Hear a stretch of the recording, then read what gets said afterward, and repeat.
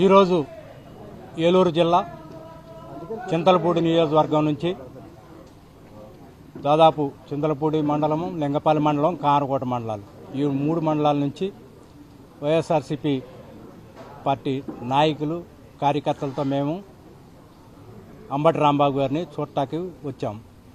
ఎందుకంటే గత కొద్ది రోజులుగా జరుగుతున్న పరిణామాలు అందరికీ తెలుసు. కూటమి ప్రభుత్వం గద్దెనెక్కిన తర్వాత కూటమి ప్రభుత్వం పరిపాలన చేతగాక వైఫల్యాలు కప్పిపుచ్చుకునే నెపంలో ఎవరైతే కూటమి ప్రభుత్వాన్ని నిలదీసి మాట్లాడతారో, ఎవరైతే కూటమి ప్రభుత్వానికి వ్యతిరేకంగా గళం ఇప్పుతారో అలాంటి నాయకులందరినీ రెడ్ బుక్ రాజ్యాంగం పేరు మీదట ప్రజాస్వామ్యాన్ని ఖూనీ చేసి అక్రమ అరెస్టులు చేసి నిర్బంధించి జైలు పాలు చేస్తున్నారు. దాంట్లో భాగంగానే అంబటి రాంబాబు గారిని అక్రమ అరెస్ట్ చేసి జైల్లో నిర్బంధించడం జరిగింది. ఈరోజు మేము చింతలపూడి నియోజకవర్గం దాదాపు చాలా దూరం ఎక్కడికి అయినా సరే మా నియోజకవర్గం నుంచి మా పార్టీ నాయకులు, కార్యకర్తలు, ముఖ్యంగా మండల పార్టీ ప్రెసిడెంట్లు, చింతలపూడి మండల పార్టీ ప్రెసిడెంట్ గారు, లింగపాలెం మండల పార్టీ ప్రెసిడెంట్ గారు, కామరకోట మండల పార్టీ ప్రెసిడెంట్ గారు, నాయకులు మేమందరం తరలికి వచ్చాం. సీనియర్ నాయకులు ఎప్పటి నుంచో దాదాపు 30-40 ఏళ్ల నుంచి సర్పంచ్గా ఉన్న నాయకులు అందరం తరలి వచ్చాం. ఈరోజు అంబటి రాంబాబు గారిని కలిసి వారిని పరామర్శించి, ఎందుకంటే అలాంటి నేతలు ధైర్యం చెప్పటానికి అందరికీ ముందుండి పార్టీని నడిపిస్తున్నారు. వారిని మేము పరామర్శించడం అనేది మా విధి. మేము వారికి ఒకటే చెప్పాం, మీ వెనక కొన్ని వేల మంది సైన్యంలాగా నడుస్తాం, మీరు ముందుండండి, మాకు ధైర్యం చెప్పండి అనే మాటలు మేము 4 మాటలు చెప్పడం జరిగింది. అలాగే ఈరోజు ఇక్కడ వారిని చూసిన తర్వాత మాకు చాలా సంతోషం కలిగింది. ఎందుకంటే వారు మాకు కూడా ధైర్యం చెప్పారు. ఏమీ కాదు, మీరు కూటమి ప్రభుత్వ వైఫల్యాలను ఎండగట్టండి. ఈ రోజున కూటమి ప్రభుత్వం టోటల్గా ఫెయిల్ అయింది. ఈ ఫెయిల్యూర్స్ని డైవర్షన్ పాలిటిక్స్లో వాళ్ళు మార్చుకుంటాకి వాళ్ళు ప్రభుత్వం విఫలం చెంది డైవర్షన్ పాలిటిక్స్ లాగా మార్చి రాజకీయాన్ని కొత్త రంగు పులిమి లడ్డు అనో ఇంకోటనో పక్కదారి మళ్లిస్తున్నారు. వాళ్ళు ప్రజలంతా ఎక్కడ తిరగబడతారు, ప్రజలంతా ఎక్కడ వాళ్ళ అధికారాన్ని ప్రశ్నిస్తారు అనే ఒక ఉద్దేశంతో, భయంతో ముఖ్యంగా ఎదురు తిరిగిన నాయకుల్ని వాళ్ళు హరాస్ చేస్తున్నారు, నిర్బంధిస్తున్నారు. దాంట్లో భాగంగానే అంబటి రాంబాబు గారిని అరెస్ట్ చేయడమే కాకుండా ఆయన ఆస్తులను ధ్వంసం చేయటం. ఇప్పుడే చూసాం మేము ఆయన ఇల్లు, ఆయన ఆస్తులు, ఆయన కార్లు ఎలా ధ్వంసం చేశారనేది మేము చూసాం. ఇది చాలా దుర్మార్గమైన చర్య. దుర్మార్గానికి పరాకాష్ఠగా కూటమి ప్రభుత్వం పరిపాలన చేస్తుంది. దీన్ని ప్రజలందరూ గమనిస్తున్నారు. కూటమి ప్రభుత్వం చేస్తున్న పరిపాలన, అరాచక పరిపాలన ప్రజలందరూ గమనిస్తున్నారు. ప్రజలందరూ త్వరలోనే ఈ కూటమి ప్రభుత్వాన్ని బుద్ధి చెప్పే రోజులు ఉన్నాయి.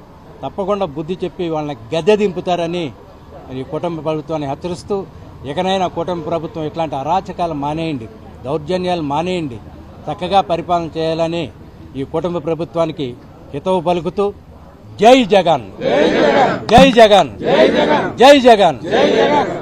బందెల కిరణ్ రాజ్, వైఎస్ఆర్ కాంగ్రెస్ పార్టీ విభిన్న ప్రతిభావంతుల విభాగం మాజీ రాష్ట్ర అధ్యక్షులు, దివ్యాంగుల హక్కుల సాధన సమితి జాతీయ అధ్యక్షుడు. ఈరోజు ప్రత్యేకంగా మా నాయకులు, వైఎస్ఆర్ కాంగ్రెస్ పార్టీ సీనియర్ నాయకులు, మాజీ మంత్రివర్యులు శ్రీయుత అంబటి రాంబాబు గారు గడిచిన కొద్ది కాల క్రితం రెడ్ బుక్ రాజ్యాంగం అమలులో భాగంగా అంబటి రాంబాబు గారి మీద ఒక విధమైనటువంటి దౌర్జన్యకాండ జరిగింది. ఆ దౌర్జన్యకాండని పూర్తిగా ఖండిస్తూ రాష్ట్ర వ్యాప్తంగా ఉన్నటువంటి వైఎస్ఆర్ కాంగ్రెస్ పార్టీ శ్రేణులే కానీ కులాలకు, మతాలకు అతీతంగా, పార్టీలకు అతీతంగా వారందరం కూడా సంఘీభావం చేయడం జరిగింది. దానిలో భాగంగానే ఈరోజు విధి వంచితులమైనటువంటి దివ్యాంగులు, ఒకరి సహాయం ఉంటే కానీ ముందుకు రాలేనటువంటి దివ్యాంగులు మేము సైతం అంబటి రాంబాబు గారికి సంఘీభావంగా వారి కుటుంబానికి ధైర్యాన్ని చెప్పడానికి మేమందరం కూడా ఇక్కడ రావడం జరిగింది. మేమంతా కూడా ఒకటే చెప్తా ఉన్నాం, ఈ సమాజంలో ప్రజాస్వామ్య వ్యవస్థలో భౌతిక దాడులు అనేవి సరికాదు. ఇలా చేసుకుంటూ పోతే దీనికి అంతం లేదు. ఖచ్చితంగా మీ ఇంటికి ఎంత దూరమో మా ఇంటికి అంతే దూరం, మా ఇంటికి ఎంత దూరమో మీ ఇంటికి కూడా అంతే దూరం. అట్టు పెడితే ఖచ్చితంగా అట్టున్నర పెట్టడానికి సిద్ధంగా ఉన్నామని చెప్పేసి వైఎస్ఆర్ కాంగ్రెస్ పార్టీ శ్రేణులందరూ కూడా చెప్తా ఉన్నాం.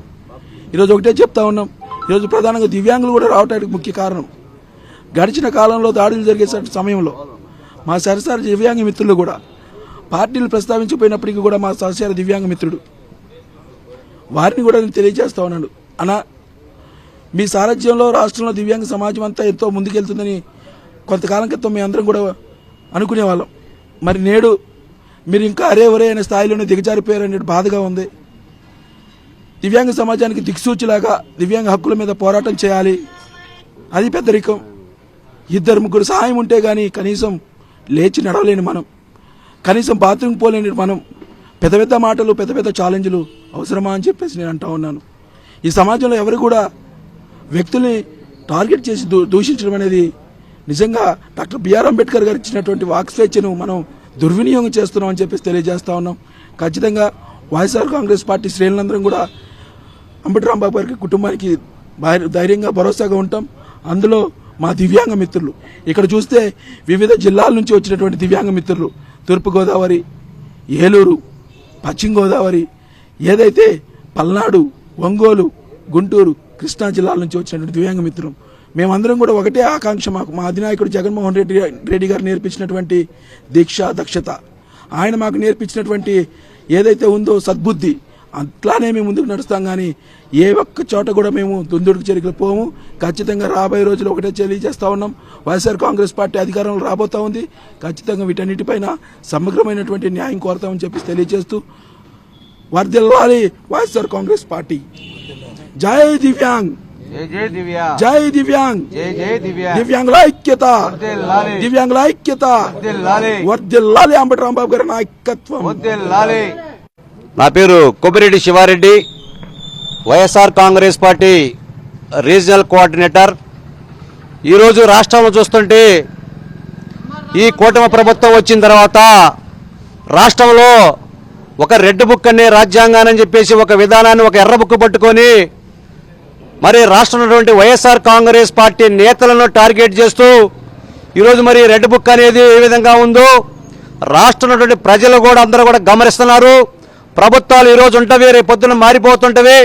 వైఎస్ఆర్ కాంగ్రెస్ పార్టీ ప్రభుత్వం హయాంలో జగన్మోహన్ రెడ్డి గారు ఒక మంచి దక్షిణ పరిపాలన అందిస్తూ పేద ప్రజలకు అనేక సంక్షేమ కార్యక్రమాలు నెలకొల్పి డీబీటీ ద్వారాగా నెల నెల డబ్బులు ఇచ్చే విధంగా ఆర్థిక సంక్షేమ పథకాలను తీసుకొస్తే వీటన్నిటిని కూడా తుంగలో తొక్కి ఈ ఆర్థిక ఫలాలటువంటి కార్యక్రమాలు డీబీటీలు ఇవ్వలేక ఒక రెడ్ బుక్ అనేది ఒక పుస్తకం పట్టుకొని రాష్ట్రం అంతా తిరిగి ఈరోజు మరి వైఎస్ఆర్ కాంగ్రెస్ పార్టీ నాయకులను, మాజీ మంత్రులను ఇల్లు టార్గెట్ చేస్తూ, ఇల్లు ధ్వంసం చేస్తూ, వ్యక్తిగతంగా దూషిస్తూ, ఇంట్లో ఆడవాళ్ళను కూడా నానాక భాషలో మాట్లాడుతుంటే ఈ రాష్ట్ర ప్రజలందరూ కూడా చూస్తున్నారు.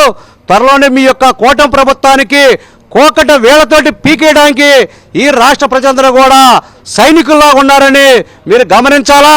మీ నియంత పోగడలు పోయేది రాష్ట్ర మంత్రుల మీద, మా పార్టీ నేతల మీద దౌర్జన్యాలు చేయడం కాదు, ఎర్ర బుక్కు పెట్టుకునే రాజ్యాంగాన్ని మేము పాటించడం మీకు మేము ఈరోజు చెప్తున్నాం. దివ్యాంగుల విభాగం తరపున రాబోయే రోజుల్లో ఈ రెడ్ బుక్కి ఏ విధంగా బ్లూ బుక్ ఉందో వైఎస్ఆర్ కాంగ్రెస్ పార్టీ కార్యకర్తలు గాంధీవాది రీతిలో మీకు మేము ఉంటాం. అదేవిధంగా రేపు మీకు సమాధానం కూడా రాష్ట్ర ప్రజల నుంచి వస్తుందని మేము ఆశాభావం వ్యక్తం చేస్తున్నాం.